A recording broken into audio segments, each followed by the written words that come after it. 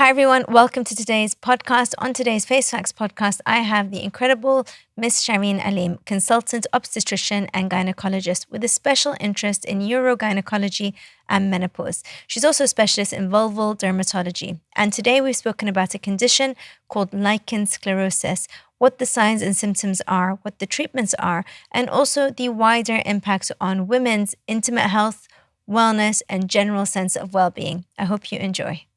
Welcome back to our podcast, Face Facts. And today on the podcast, I have the beautiful Miss Shireen Aleem. Miss Shireen Aleem, can you please Not as beautiful as you. No, more beautiful. We keep admiring each other. Tell our listeners, tell us about your background. So I am a doctor, and I've been working in the NHS for the last 25 years. I've been a consultant for 15 years. I am a consultant obstetrician and gynecologist. And my special interest is urogynecology, menopause, and vulval conditions. So you are the vagina queen. I'm allowed to say it. It's my podcast. So I'm allowed to say it. And today we're trying to do a little mini series, aren't we, about intimate health, intimate wellness, how it impacts quality of life, how it impacts even longevity, which I'd love to touch on today because you were saying about people living longer when they're in intimate relationships. So really, really important part of people's health and wellness. And today we're talking about a condition that affects at least 1 in 100 patients, which is called lichen sclerosus. So you are an expert in this and you treat patients with lichen sclerosus on a daily basis, right? Tell us a little bit about what that is. So lichen sclerosus, unfortunately, is more common than what people think. I think it's more than 1%. I think it's underdiagnosed, and it's a chronic inflammatory condition. It's autoimmune. It has a little bit of a genetic predisposition. It affects the genital area, but it also affects the anogenital area, the area around the back passage, which a lot of people actually forget about. So it's not just the vulva, it's actually around the opening of the back passage as well. It's a condition that usually women will come and describe as a itchy condition. It's sore, it burns. Sometimes they'll describe it as if they're sitting on broken glass. It's not a very nice condition. It's uncomfortable and painful. And it affects many aspects of a woman's life. It can affect things like intercourse. So intercourse can be painful. Just day-to-day things, just sitting on the sofa, sitting on a chair, it can be uncomfortable. It can affect urination. Urination can be stingy or burning. And there's a lot of things that it can affect. And how do you know if you've had it? So again, a lot of the diagnosis is based on the history, the story a lady will tell you, and of course the examination. But the most important thing is, along with the examination, in most cases, we have to do a biopsy, skin biopsy, a little tiny piece of skin that we have to take from the area that is affected, from the area that appears to be affected. We send it to the lab, and the lab then analyzes that little piece of skin and tells us what is happening there. But if you were a patient, how would you know that you had it? So it would be, again, symptoms, but also some patients who will examine themselves will actually come and tell you that my vulva, the outside, the area of the skin outside the vagina doesn't look the same. It has changed. It looks different. It looks paler. It looks a bit more white. You can see white patches on the skin. You can see thickening of the skin. You can see scarring. You can see that the labia, the lips of the vulva have changed. They don't look as big as before, or they've just changed in shape, or one labia looks different than the other. So if you look at the word lichen sclerosus, and I love this. My kids say I'm a bit of a nerd when it comes to word origin. If you look at the word, if you look at the history of the word and the origin of the word, it comes from the word lichen sclerosus. So lichen is basically, it means thickening of the skin. And sclerosis, the word meaning is scarring. So you will see thickening of the skin, you will see change in color, they'll be paler, the skin is paler, and you will see scarring of the skin. And you will see the scarring of the small lips with the bigger lips. So there is fusion, and So is that the small lips the one on the outside, and the inner lips are the ones on the inside? the inner lips are the small lips. The inner lips are the small lips. Okay, and the outer ones are called the bigger lips, which is the labia majora. And you will see the inner lips almost scarring or merging or diffusing into the bigger lips. And that to the person looking at themselves appears as if they're disappearing. So but actually what's happening? They're fusing or they're scarring into the bigger lips. So there is change in appearance. And it can be quite frightening for women sometimes. And is that sudden onset, or is there like a trigger? What age do people get it? So there was a time when we used to read our textbooks when I was reading medicine that it was called a bimodal condition, which basically means it can happen on either, it can happen at very young ages and then it can happen at old ages. But I think we're slowly moving away from that concept. We now, when we look at the recent research and the studies that are coming out, they basically say that lichen sclerosus can happen at any age. So it is not a condition of the old age. It can happen at younger ages as well. It's just we need to be sort of there to look for it. So it's not anymore a condition just of the old age. It can happen at any age. But it seems to happen more around the perimenopausal and the menopausal age of women. In that phase of life. Is it related to estrogen loss? Is there any kind of systemic issues that are likely to go hand in hand? I know orally we see a lot of something called lichen planus, which is white patches on the labial mucosa in the mouth. Is that related at all to lichen sclerosus? So that's a slightly different condition. The lichen planus condition can happen within the opening of the vagina, within the vestibule. That is like the oral cavity. It is a vaginal cavity. It's that very small area that is bordered on the outside by the inner lips and on the insides with the opening of the vagina and the urethra. So that little tiny area is called the vestibule. So lichen planus tends to affect that area more. Lichen planus and lichen sclerosus both tend to kind of become more symptomatic around that time period when there is a decrease in the estrogen levels, there is a decrease in the testosterone levels. Because as you know, both the skin on our face and also the skin on the vulva and the skin or the epithelium in the vestibule, in the vagina, has tons and tons of receptors that are sensitive to estrogen and testosterone. And when the levels of estrogen and testosterone drop, that area of the skin gets affected. And it is almost protecting or keeping the symptoms of the lichen sclerosus at bay.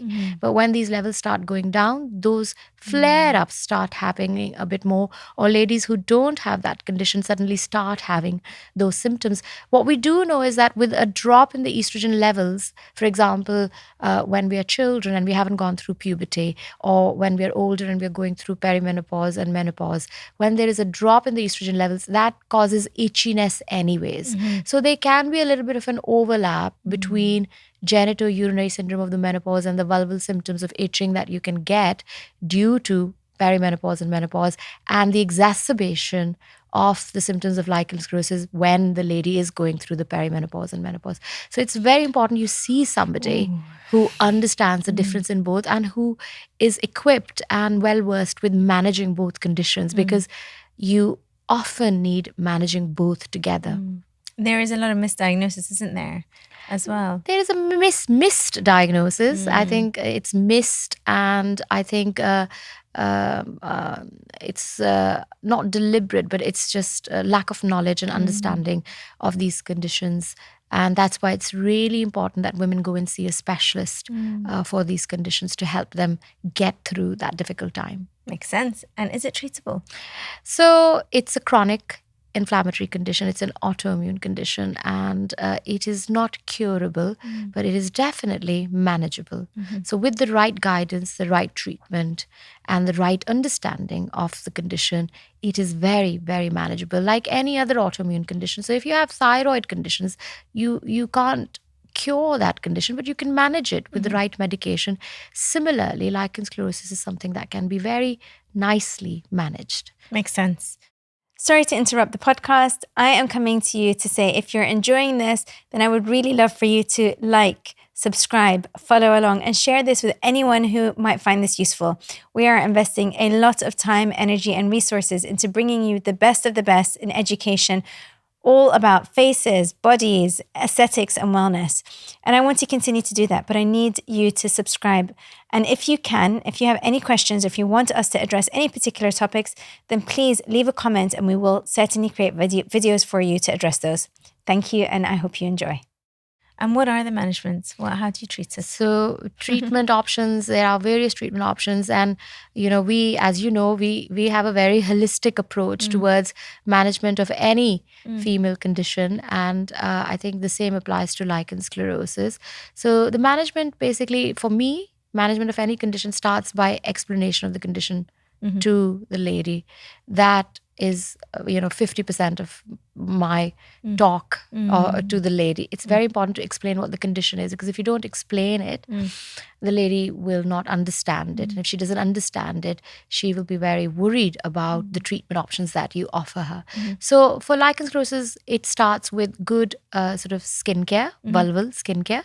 That includes vulval skincare, where how to wash it, what products to use to wash it, try and use things that are not irritant to this inflammatory condition, and also hydration with simple emollients, the creams that can soothe that skin.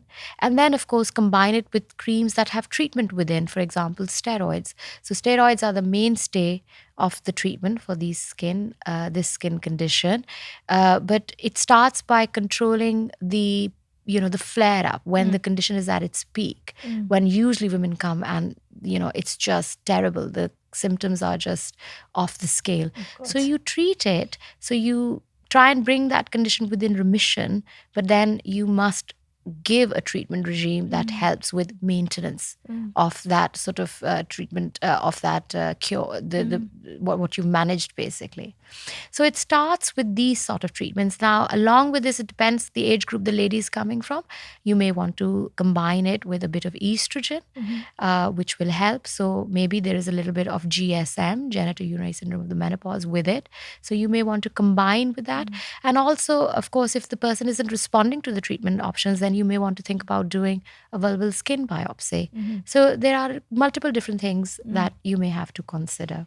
And is there a role of using something like Caress Flow, hyaluronic acid, or PRP in these patients? Absolutely. So these are the new emerging treatments that are coming to light. And I think it's very important to know about these treatments, because there are many women in which steroid treatments, simple emollients, or estrogen doesn't work, or it works only when you use high doses. And women are looking for other treatments that might give them sort of more comfort without having to use too many steroids. Also, women who are not responding to steroids. So Caress Flow is a lovely treatment that uses normobaric oxygen combined with hyaluronic acid. So hyaluronic acid itself is a nice treatment which helps the hydration of the skin and the comfort levels of the skin. So topical hyaluronic acid creams or lotions alone are often not enough. So combining it with normobaric oxygen just helps that penetration into the skin, helps with that sort of comfort level of the skin. So that's quite a good treatment. The other treatments that we are also providing in our clinic is PRP. PRP is a treatment that you also use for the face, and you've done a fantastic podcast on that I have listened to. So PRP is an autologous treatment. It's a treatment that basically is derived from your own blood. So what we do is we draw blood from the patient and from the lady, and we spin it. And the idea is to get this sort of golden serum, the plasma. That's the meaning of the word. Again, I love my words. So platelet-rich plasma. The explanation is in the word. It's plasma that is rich in platelets, and platelets are rich in growth factors. And growth factors, when they're injected into the skin, stimulate the skin, the healing power of the skin. So it heals that skin that is chronically inflamed and irritated. Love it. Should everybody be having, should I have some PRP? Should everyone have a little bit, or can anyone have I this? think Or for me, when I consult somebody, I always start from the very basics. So taking the history of the patient and also making sure that she has had basic evidence-based treatment sort of given to her. And if that hasn't worked, or if she doesn't wish to have it, then of course PRP is a fantastic option, and it works very well for the women.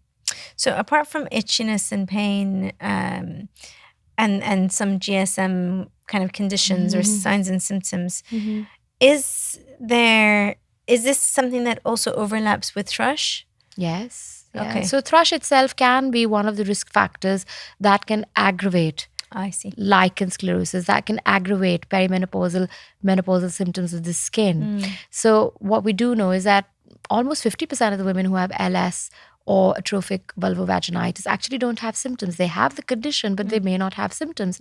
But one day they may have recurrent thrush, and it just unmasks all of it or aggravates it. So yes, of course, for those sort of situations, it is something worth happening. So if somebody does come in, like we had a patient recently who said she had recurrent thrush, and of course this is not my expertise, is that something that would require an examination? Because often they come with a history of being given antifungals, and it doesn't Multiple work. pessaries. Exactly. But I don't know if they've ever been examined properly down below.